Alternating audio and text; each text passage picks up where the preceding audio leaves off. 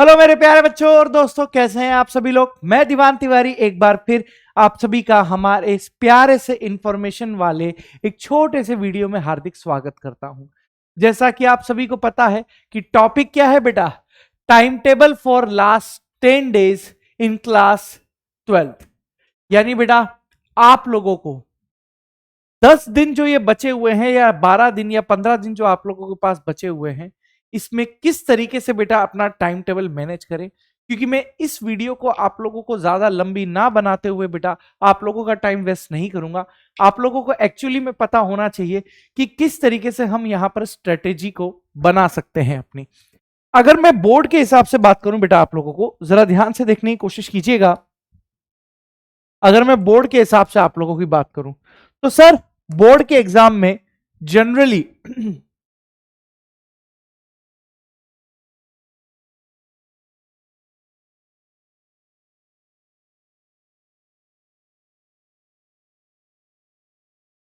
आप लोगों के पास सबसे पहले भाई, अगर मैं साइंस साइड से बात करूं, ऐसी बात नहीं है कि कोई और फील्ड वाला बोर्ड का नहीं होगा स्टूडेंट, बिल्कुल हो सकता है। लेकिन अगर मैं साइंस वाली की बात करूं तो आप लोगों के पास या तो ये होगा या फिर आप लोगों के पास ये सब्जेक्ट का पेयर होगा।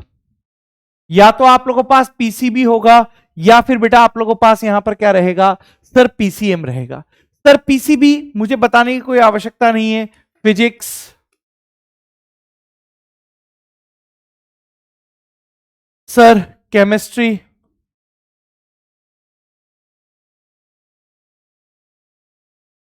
सर बायो, सर वही फिजिक्स, केमिस्ट्री एंड बायो आप लोगों के पास यहां पर रहेगा। अब ये आपका कोर सब्जेक्ट है,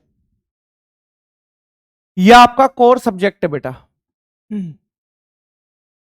कोर सब्जेक्ट का मतलब main subject, core subject main subject है बेटा। फिजिक्स केमिस्ट्री तो यहां पर भी कॉमन है, फिजिक्स केमिस्ट्री वहां पर भी कॉमन है आप लोगों के पास। बट जो कोर सब्जेक्ट है वो है आप लोगों के पास बायोलॉजी और मैथ्स। सर इसके अलावा जो एडिशनल चीजें हैं हमारे पास, वो है हमारे पास जैसे इंग्लिश या फिर हिंदी या कोई अदर लैंग्वेज, कोई अदर लैंग्वेज आप लोगों के पास यहां पर होगा जो भी आप लोगों की स्टेट में चलती हो। अब अगर मैं आप लोगों के अकॉर्डिंग बात करूं बेटा, तो आखिरी लास्ट डे 10 दिन में हम लोग इनको कैसे रिवाइज करें। अगर मैं इस पर बात करूं आप लोगों से, तो जरा ध्यान से देखने की कोशिश करो क्या बोलना चाह रहा हूं क्या नहीं बोलना चाह रहा हूं। बहुत ध्यान से देखने की कोशिश कीजिएगा मैं क्या बोलना चाह रहा हूं आप लोगों को। सर आप इस तरीके से बेटा अपना टाइम टेबल बनाइए यहां पर। सबसे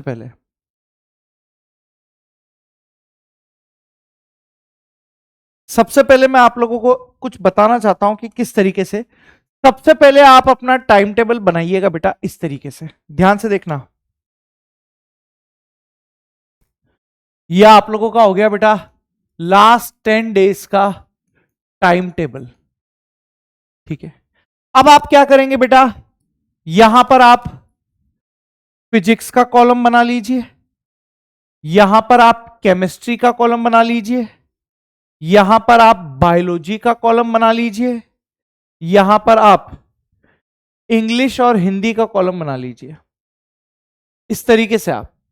ठीक है, ध्यान से देखने की कोशिश कीजिएगा।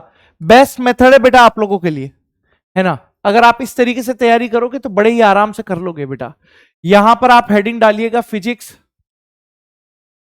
सर यहां पर आप डालेंगे केमिस्ट्री, यहां पर आप डालेंगे बेटा क्या बायोलॉजी, यहां पर इंग्लिश और यहां पर आप डाल देना बेटा हिंदी।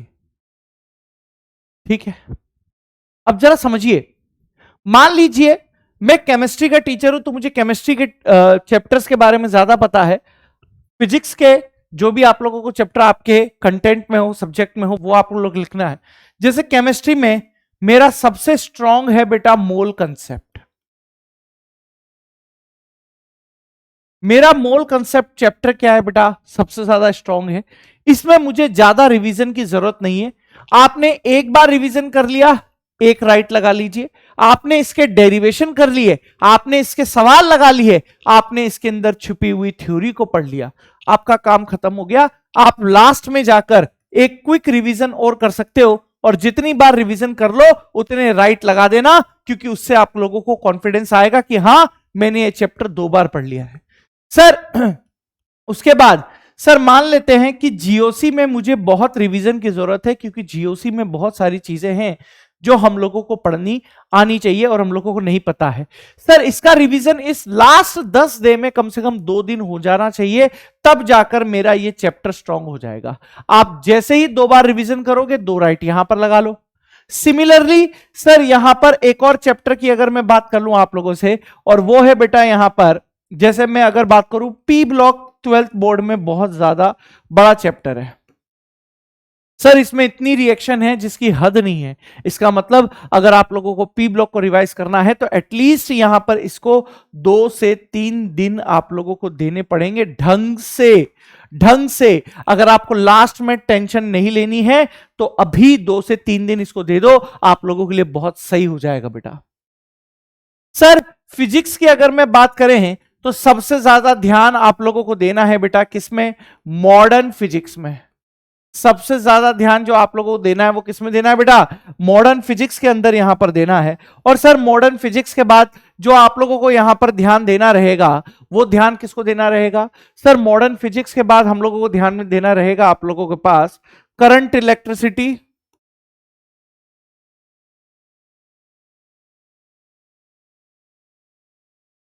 मैं अंदाजन बता रहा हूं, ये लिस्ट बच्चे के ऊपर निर्भर करेगी कि किस बच्चे का कौन सा चैप्टर स्ट्रांग है, किस बच्चे का कौन सा चैप्टर वीक है। ये पर्सन टू पर्सन भिन्न होती जाएगी लिस्ट, तो ये अपने अकॉर्डिंग तैयार करना है आप लोगों को। सर करंट इलेक्ट्रिसिटी के बाद जैसे मैं आप लोगों को बता दूं यहां पर मैग्नेटिज्म भी आप लोगों के पास यहां पर आएगा, मैग्नेटिज्म। तो आप बेटा इस तरीके से कि सर मुझे पहले अभी भी 10 दिन है, अगर आपने कोई चैप्टर नहीं पढ़ा है क्योंकि बोर्ड का एग्जाम है, नीट का नहीं है, जेई का नहीं है, तो इतना ज्यादा वहां से न्यूमेरिकल सेक्शन आप लोगों के पास नहीं आएगा। फिजिक्स में जो आप लोगों को ध्यान देना है वो सबसे ज्यादा ध्यान देना है बेटा डेरिवेशन पर। सबसे ज्यादा ध्यान किस पर देना है? सर डेरिवेशन पर। सर केमिस्ट्री में सबसे ज्यादा ध्यान किस पर देना है? सर न्यूमेरिकल्स पर। और सर बायोलॉजी में सबसे ज्यादा ध्यान आप लोगों को देना है बेटा थ्योरी पर, थ्योरी पर। सर इंग्लिश और हिंदी में क्या करना है? सर इंग्लिश और हिंदी में कुछ नहीं करना है। लास्ट 15 से 20 साल के पेपर आप लोगों को देखने हैं, क्योंकि भाई इतना टाइम नहीं होता है। अगर आप 11th 12th के साथ तैयारी कर रहे हो तो हम लोगों के पास पीएमटी नीट की तैयारी कर रहे हो तो इतना टाइम नहीं होता है कि हम इंग्लिश हिंदी पर बराबर ध्यान नहीं दे पाते हैं। तो बेटा क्या करना है हम लोगों को? सर करना यह है कि सर 15 से 20 साल के इंग्लिश और हिंदी के पेपर अगर हम कर लेंगे आपका काम हो जाएगा बेटा। ज्यादातर क्वेश्चन रिपीट होते हैं बोर्ड के अंदर, तो आप लोगों को बिल्कुल भी टेंशन नहीं लेनी है। इंग्लिश और हिंदी आप लोगों को वहीं से कवर हो जाएगा। तो अगर आप इतना कर लेंगे तो बच्चों मेरे लिए मोर देन इनफ है। इतना करने के बाद बोर्ड में आप 90+% स्कोर कर सकते हो। इतना करने के बाद आप बोर्ड में 90+% स्कोर कर सकते हो। चलिए, तो इसी आशा के साथ मैं आप लोगों से विदा लेता हूं और आशा करता हूं और आप लोगों को आशीर्वाद देता हूं कि आप सभी लोग इन लास्ट 10 दिन में बहुत अच्छी मेहनत करेंगे और अपने माता पिता और अपना सर गर्व से उठा पाएंगे बेटा, क्योंकि बोर्ड में 90% स्कोर करने के बाद या 90 से ऊपर परसेंट स्कोर करने के बाद एक अलग अलग लेवल के कॉन्फिडेंस के साथ आप नीट और जेई की तैयारी में आ पाएंगे। तो चलिए, बहुत बहुत शुभकामनाएं आपको आपके बोर्ड एग्जाम के लिए। धन्यवाद।